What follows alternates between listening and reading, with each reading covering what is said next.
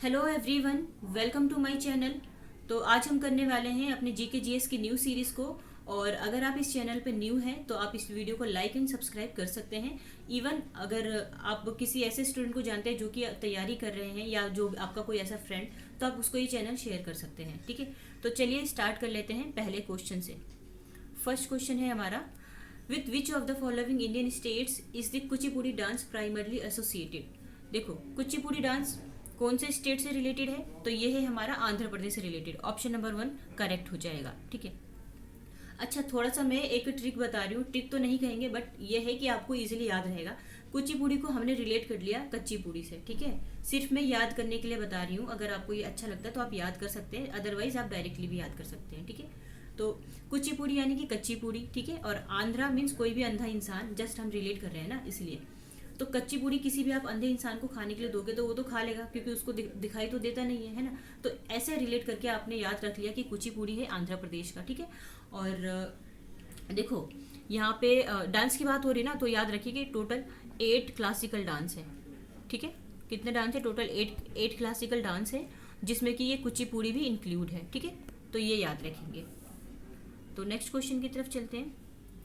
Next question है हमारा, As of August 2021, how many years has the central government's financial inclusion scheme प्रधानमंत्री जन धन योजना completed? देखो, according to 2021 ना, जो हमारा जो स्कीम हमारा जो एक योजना है, ये स्कीम है प्रधानमंत्री जन धन योजना, इसको कितने साल कंप्लीट हो चुके हैं। ठीक है, तो देखो यहाँ पे कितने साल कंप्लीट हो रहे हैं ये याद रखना जरूरी नहीं है, जरूरी याद रखना ये है कि प्रधानमंत्री जन धन स्कीम लाया कब गया था।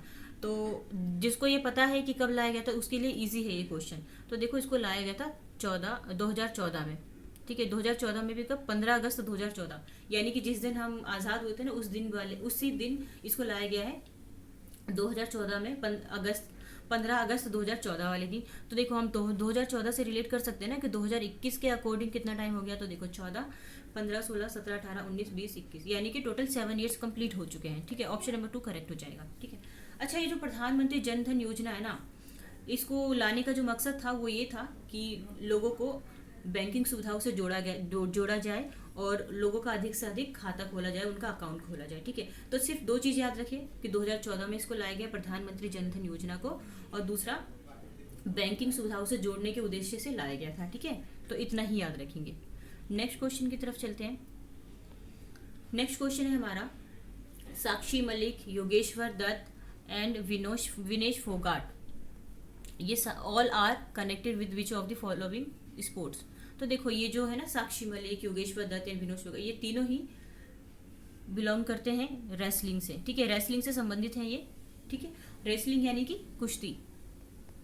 ठीक है, और ये जो तीनों ही है ना, ये तीनों ही बिलोंग करते हैं हरियाणा से, ये भी याद रखेंगे।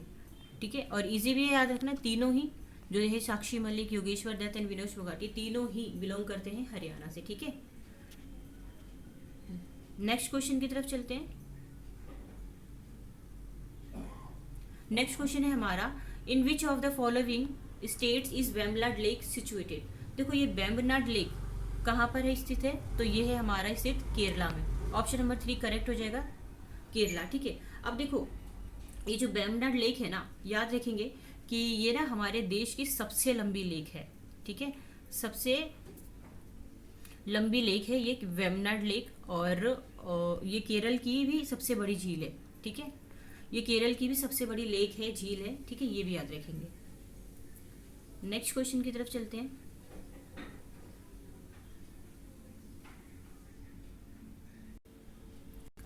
नेक्स्ट क्वेश्चन है हमारा, which was the first state to make roof top water harvesting compulsory in all houses. तो देखो, यहाँ पे बात हो रही है कि ऐसा कौन सा पहला स्टेट है जिसने कि वाटर हार्वेस्टिंग को कंपलसरी कर दिया है रूफ टॉप पर, यानी कि छत पर वाटर हार्वेस्टिंग को कंपलसरी कर दिया है। ठीक है, तो ऐसा एक स्टेट है, ये है तमिलनाडु। ठीक है, जिसने कि कंपलसरी कर दिया है कि सभी जो घर की जो ऊपर की जो छतें होती हैं वहाँ पे वाटर हार्वेस्टिंग को। इससे वैसे फ़ायदा क्या होगा? देखो, हम ज़रूरत के टाइम में उस वाटर को यूज़ कर पाएंगे, और इस वजह से क्या होगा, जो हमारा जो अंडरग्राउंड वाटर है उसका हम यूज़ कम करेंगे, जिससे कि वहाँ का वाटर भी सेफ रहेगा, और हम हमारा जो एक्स्ट्रा वाटर है जो हमें रेन के थ्रू मिला है उसको हम ज़रूरत के टाइम पे यूज़ कर पाएंगे। ठीक है, तो ऐसा करने वाला या ऐसा ऐसा लागू करने वाला पहला जो स्टेट है वो बन गया है तमिलनाडु। ठीक है, तो ये याद रखेंगे। नेक्स्ट क्वेश्चन है, which gland is called the master gland because it produces the hormones that controls the other gland and control many functions of the body including growth।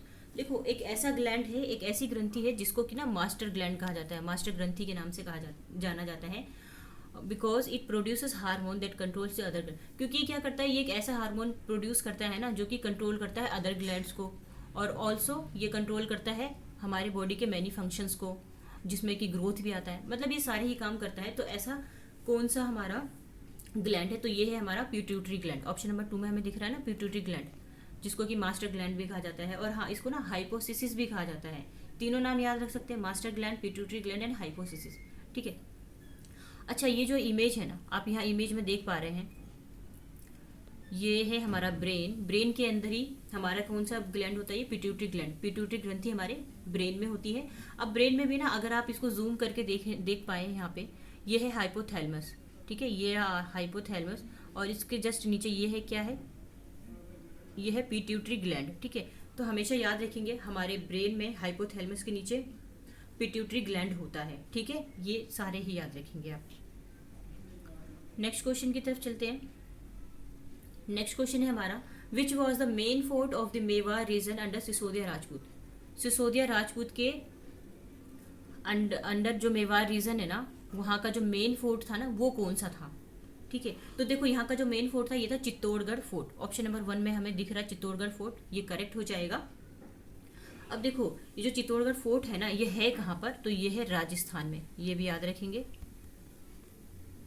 Rajasthan. और ये इसके अलावा देखो जो सिसोदिया वंश है ना, इसकी स्थापना राणा हम्मीर सिंह ने की थी, राणा हम्मीर।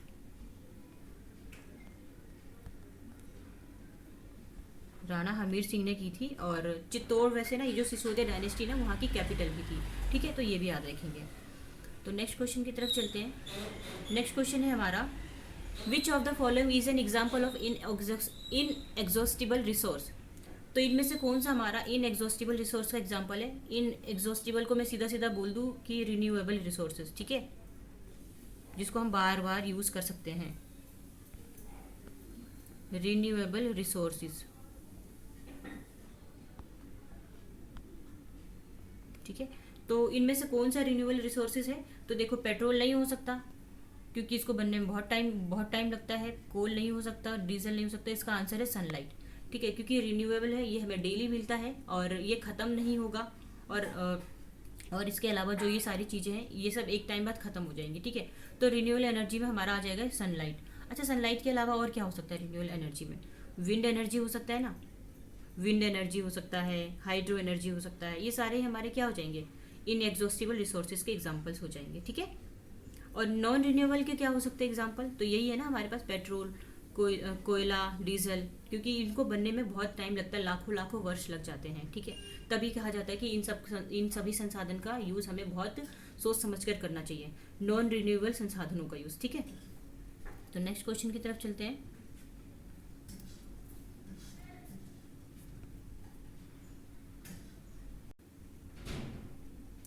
नेक्स्ट क्वेश्चन है हमारा, the Bengali new year is also known as. तो देखो जो बंगाली का जो न्यू ईयर होता है ना उसको किस नाम से जाना जाता है, तो इसको जाना जाता है पोइला बैसाख के नाम से। ऑप्शन नंबर 1 करेक्ट हो जाएगा। अब देखो ये जो पोइला बैसाख है ना, ये बंगाली का न्यू ईयर तो है ही, इसके अलावा ना इसे बांग्लादेश में भी सेलिब्रेट किया जाता है, क्योंकि आपने अगर इंडिया के मैप में ध्यान से देखा होगा तो जो हमारा जो पश्चिम बंगाल है, वेस्ट बंगाल, उसके जस्ट बगल में बांग्लादेश भी है। ठीक है, तो क्या होता है कई बार एक स्टेट की चीज़ें ना दूसरे स्टेट में भी होती है जो आसपास हो बिल्कुल। ठीक है, तो जो पोइला बैसाख है वो बंगाली लोग तो मनाते ही हैं, साथ में बांग्लादेश के भी कुछ लोग मनाते हैं, और बेसिकली ना इसको अप्रैल के मंथ में सेलिब्रेट किया जाता है, यानी कि अभी जो अप्रैल चल रहा है ना इसी मंथ में इसको सेलिब्रेट किया जाता है। ठीक है, अच्छा पोइला बैसाख इसमें होता क्या है, तो इसमें देखो जो भगवान हमारी लक्ष्मी जी होती है ना, जिसको धन की देवी माना जाता है, तो भगवान लक्ष्मी जी और भगवान गणेश जी की इसमें पूजा की जाती है। और यहाँ पे लोग क्या करते हैं, सुबह सुबह उठ के सीधा मॉर्निंग में मंदिर चले जाते हैं भगवान की पूजा करने के लिए। ठीक है, बेसिकली कौन से भगवान की पूजा होती है इसमें, तो ये है लक्ष्मी जी और गणेश जी। ठीक है, तो नेक्स्ट क्वेश्चन की तरफ चलते हैं। नेक्स्ट क्वेश्चन है हमारा, who among the following opposed the inclusion of fundamental duties in the constitution stating that more than 99% of the citizen were law abiding. देखो यहाँ पे बात हो रही है ना कि जो हमारा फंडामेंटल ड्यूटीज है ना, इसको हमारे कॉन्स्टिट्यूशन में ऐड करने पर एक ऐसे पर्सन भी थे जिन्होंने कि अपोज किया था, बहुत ज़्यादा विरोध किया था कि जो फंडामेंटल ड्यूटीज़ है ना उसको हमारे कॉन्स्टिट्यूशन में नहीं लाना चाहिए। ठीक है, और क्यों नहीं लाना चाहिए, क्योंकि उसने ऐसा कहा था कि जो 99.9% से जो अधिक लोग हैं ना वो नागरिक कानून का पालन करते हैं। तो मतलब इसमें ये बोला गया है कि सीधा सीधा कि इन्होंने फंडामेंटल ड्यूटीज़ को लाने के लिए जब लाया जा रहा था तो इसका विरोध किया गया था कि इसको नहीं लाया जाना चाहिए। तो ऐसे पर्सन कौन थे, तो ये थे C.K. दफ्तरी। ठीक है, वेरी इंपॉर्टेंट पर्सनैलिटी, याद रखेंगे क्योंकि ये एक ऐसे इंसान थे जिन्होंने कि इसका विरोध किया था। ठीक है, अच्छा देखो फंडामेंटल ड्यूटीज़ टोटल है कितने, तो ये टोटल है 11। ठीक है, तो ये याद रखेंगे टोटल 11 फंडामेंटल ड्यूटीज़ को। अच्छा, फंडामेंटल ड्यूटीज़ लिया कहाँ से गया है, अगर आपको पता है तो आप मुझे कमेंट में बता सकते हैं। ठीक है, नेक्स्ट क्वेश्चन की तरफ चलते हैं। नेक्स्ट क्वेश्चन है हमारा, Alauddin Khilji build a new garrison town named Siri for dash. देखो अलाउद्दीन खिलजी ने ना एक नया गैरिसन टाउन बनाया था जिसका नाम था सीरी। ठीक है, तो ये किस लिए बनाया था इसने, तो इसने बनाया था अपने सैनिकों के लिए। ठीक है, तो ऑप्शन नंबर 3 हमारा करेक्ट हो जाएगा, इन्होंने अपने सैनिकों के लिए बनवाया था। ठीक है, और अच्छा वैसे ये सीरी का फोर्ट भी है, तो सीरी का फोर्ट ये है कहाँ पर, तो ये है दिल्ली में। ठीक है, तो ये भी याद रखेंगे सीरी फोर्ट। नेक्स्ट क्वेश्चन की तरफ चलते हैं। नेक्स्ट क्वेश्चन है हमारा, in which of the following month is the famous Ambubachi Mela at Kamakhya temple celebrated in Assam. देखो एक फेमस मेला है या फेस्टिवल है अंबुबाची फेस्टिवल, जिसको कि हर साल ना असम में कामाख्या टेम्पल में मनाया जाता है। तो इसको कौन से मंथ में मनाया जाता है, तो देखो ये जो हमारा जो फेस्टिवल है ना इसको हर साल ना जून के मंथ में मनाया जाता है। ठीक है, ऑप्शन नंबर 1 करेक्ट हो जाएगा। और इसके अलावा देखो आपको ये सिर्फ इतना याद रखना है कि ये जो हमारा अंबुबाची मेला है या अंबुबाची फेस्टिवल है ना, ये असम का सबसे महत्वपूर्ण फेस्टिवल है और इसे हर साल ना जून के मंथ में मनाया जाता है, ये मैंने आपको बता दिया है। और बेसिकली ना इसे असम के गुवाहाटी में मनाया जाता है और ये एक ना एनुअली लगने वाला कि हिंदू मेला है। ठीक है, तो आप ये सारे याद रखेंगे। नेक्स्ट क्वेश्चन की तरफ चलते हैं। नेक्स्ट क्वेश्चन है हमारा, in which year was the citizenship act of India passed by the parliament for the first time. First time ये जो हमारा है ना सिटीजनशिप एक्ट, ये कब पास किया गया था पार्लियामेंट के द्वारा फर्स्ट टाइम में, तो इसको पास किया गया था 1955 में। ठीक है, ऑप्शन नंबर 1 करेक्ट हो जाएगा। 1 लाइनर में सिर्फ याद रखिए, इससे ज़्यादा इसमें जानने की जरूरत नहीं है। ठीक है, नेक्स्ट क्वेश्चन की तरफ चलते हैं। नेक्स्ट क्वेश्चन है हमारा, Mahatma Gandhi broke the salt law at which of the following places. Mahatma Gandhi ने सॉल्ट लॉ यानी कि जो नमक कानून था उसको तोड़ा था, कौन सी जगह पे तोड़ा था इसे, तो देखो इसको तोड़ा था दांडी में। दांडी ये है कहाँ पर, तो ये गुजरात में है दांडी। ठीक है, ऑप्शन नंबर 1 करेक्ट हो जाएगा। अब देखो जो ये जो हमारा दांडी मार्च है या फिर जो नमक सत्याग्रह है ना, इसकी शुरुआत हुई थी 12 मार्च 1930 को। ये याद रखेंगे क्योंकि ऐसे क्वेश्चन पूछे जाते हैं। 12 मार्च 1930 को इसकी शुरुआत हुई थी दांडी मार्च या नमक सत्याग्रह की। और इसमें क्या हुआ था, गांधी जी ने ना साबरमती आश्रम से इसकी शुरुआत की थी जाने के लिए और इन्होंने दांडी तक की ये दूरी तय की थी, साबरमती से दांडी तक। ठीक है, एक मिनट में यहाँ पे समझा दूँ जरा आपको। देखो साबरमती से इन्होंने दांडी तक की दूरी तय की थी 241 मील की। ठीक है, 241 मील की दूरी तय की थी 24 दिनों में। ये दिन भी याद रखेंगे और कितने मील की दूरी तय की थी तो ये भी याद रखेंगे। ठीक है, तो नेक्स्ट क्वेश्चन पे चलते हैं। नेक्स्ट क्वेश्चन है हमारा, who among the following has the power to adjourn the daily sitting of the house of the people. देखो किसे हाउस ऑफ द पीपल यानी कि लोकसभा का जो डेली जो बैठक वगैरह होती है, मीटिंग्स वगैरह होती है, उसको स्थगित करने का या उसको समाप्त करने का अधिकार है। ठीक है, तो देखो ऐसा जो अधिकार है वो होता है हमारे पास, वो होता है सिर्फ लोकसभा अध्यक्ष के पास, जिसको क्या बोला जाता है, स्पीकर बोला जाता है ना। तो ये वहाँ की जो भी मीटिंग्स वगैरह होती है ये उसको समाप्त कर सकते हैं, उसको स्थगित कर सकते हैं, ठीक है। अच्छा, वर्तमान में हमारे जो स्पीकर है, जो हमारे लोकसभा अध्यक्ष है, वो कौन है? तो वो है ओम बिरला जी, ठीक है, ओम बिरला, ये याद रखेंगे, ठीक है। नेक्स्ट क्वेश्चन की तरफ चलते हैं। नेक्स्ट क्वेश्चन है हमारा, which of the following states has the least population density in India as per the census 2011।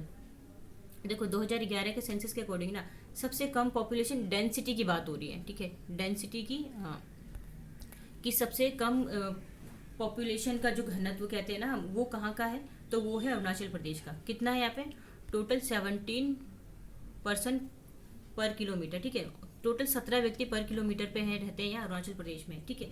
हालांकि अगर जैसे दिल्ली का देखिएगा ना, तो 11,000 से समथिंग 11,000 से ज़्यादा ही लोग रहते हैं 1 किलोमीटर पे, और अरुणाचल प्रदेश में देखें तो टोटल 17 लोग ही रहते हैं 1 किलोमीटर पे, यानी कि बहुत ही कम पॉपुलेशन है यहाँ पर, ठीक है। अच्छा देखो, यहाँ पे बात हो रही है ना सेंसस की, तो सेंसस हर 10 साल के गैप पर कंडक्ट करवाया जाता है। और पहली बार जो सेंसस हुआ था ना, ये हुआ था 1872 में, लॉर्ड मेयो के शासनकाल में। बट याद रखना, ये जो 10 साल का जो प्रोसेस आया ना, 10-10 साल के गैप वाला, वो लाया गया 1881 से, ठीक है, 1881 लॉर्ड रिपन के शासनकाल में।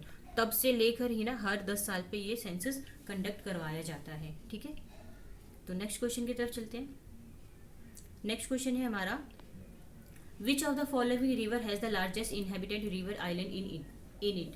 तो देखो बात हो रही है ना, कौन से रिवर पर ना सबसे बड़ा बसा हुआ रिवर आइलैंड है, ठीक है, मतलब वो कौन सा रिवर है जिसपे सबसे बड़ा रिवर आइलैंड है। तो देखो ये जो रिवर है, ये है ब्रह्मपुत्र रिवर, और सबसे बड़ा रिवर आइलैंड कौन सा है, सबसे बड़ा नदी द्वीप वो है माजुली द्वीप, ठीक है, ये याद रखेंगे, माजुली द्वीप, जो कि ब्रह्मपुत्र रिवर पे बना है, और है कहाँ पर ये, तो ये असम में है, ठीक है। तो ये जो माजुली द्वीप है ना, ये दुनिया का सबसे बड़ा नदी द्वीप है, ठीक है, ये भी याद रखेंगे। अच्छा, ये तो सारा हमें इसमें ही बताया गया है ना। तो नेक्स्ट क्वेश्चन की तरफ चलते हैं। नेक्स्ट क्वेश्चन है, which Gupta ruler is associated with the Allahabad inscription. देखो कौन सा गुप्ता रूलर इलाहाबाद इंस्क्रिप्शन, यानी कि इलाहाबाद जो शिलालेख होता है उससे संबंधित है। तो ये थे हमारे समुद्रगुप्त, ठीक है, तो ये याद रखेंगे, समुद्रगुप्त ये संबंधित है हमारे इलाहाबाद शिलालेख से। नेक्स्ट क्वेश्चन की तरफ चलते हैं। नेक्स्ट क्वेश्चन है हमारा, which of the following states in India had the highest literacy rate in 2011। देखो सबसे ज़्यादा हाईएस्ट लिटरेसी रेट कहाँ की है ये, तो देखो पता ही होगा आप लोगों को, सबसे ज़्यादा हाईएस्ट लिटरेसी रेट है ये केरला की। केरला की कितनी है ये टोटल, तो ये है 93.91%, ठीक है। अच्छा, सबसे ज़्यादा की तो बात हमने कर ली कि सबसे ज़्यादा किस स्टेट की, ये हमें पता चल गया। सबसे कम किस स्टेट की है, लोएस्ट कहाँ की है, तो ये है बिहार की, ठीक है। अच्छा, बिहार की लोएस्ट है तो है कितनी, तो ये है हमारा 63.82%, 63, मैं फिर से लिख देती हूँ ना, 63.82% है बिहार की लिटरेसी रेट ओवरऑल, ठीक है। अच्छा, इंडिया की टोटल लिटरेसी रेट कितनी है 2011 के सेंसस के अकॉर्डिंग, तो ये है 74.04%। और हाँ, आप सिर्फ ये याद नहीं रखेंगे 74% है, एग्जैक्ट डाटा याद रखेंगे 74.04% है, ठीक है, क्योंकि एग्जामिनर का हम कुछ नहीं कह सकते, वो एग्जैक्ट डाटा भी पूछ सकता है, वो कुछ भी पूछ सकता है, क्योंकि अभी मैंने पहले के सीरीज में भी करवाया है ना, तो उसमें भी एग्जामिनर ने क्या किया, एग्जैक्ट डाटा पूछा है। तो आपको हर तरह से प्रिपेयर रहना है कि एग्जामिनर के माइंड में क्या चल रहा है, वो किस तरह से क्वेश्चन पूछ सकता है, ये सारी चीज़ें आपको याद रखना है, ठीक है। तो नेक्स्ट क्वेश्चन की तरफ चलते हैं। नेक्स्ट क्वेश्चन है हमारा, who called Indian federalism as cooperative federalism. किसने इंडियन फेडरलिज्म को कोऑपरेटिव फेडरलिज्म कहा है, तो ये ऐसा कहा है ग्रेनविल ऑस्टिन ने। देखो ऐसे क्वेश्चन भी आते हैं कि इसने ऐसा कहा था, या इसने ये लाइन इसके द्वारा कही गई है। तो ऐसे चीज़ों में हमें सिर्फ डायरेक्ट ही याद रखने की ज़रूरत होती है, कुछ हमें कोई ट्रिक नहीं लगानी होती या फिर कुछ रटना नहीं होता, सिर्फ कि अच्छा ये लाइन है और ये लाइन इस इंसान ने कहा है, ऐसे याद रखने की ज़रूरत होती है, ठीक है। तो नेक्स्ट क्वेश्चन की तरफ चलते हैं। अच्छा देखो, हमने 20 क्वेश्चन की सीरीज़ को कंप्लीट कर लिया है। और आपको ये सीरीज़ कैसी लगती है, और अगर आपको अच्छी लगती है तो आप मुझे आप इस चैनल को सब्सक्राइब एंड लाइक कर सकते हैं। तो अब मिलते हैं हम नेक्स्ट वीडियो में, ठीक है। So thank you so much.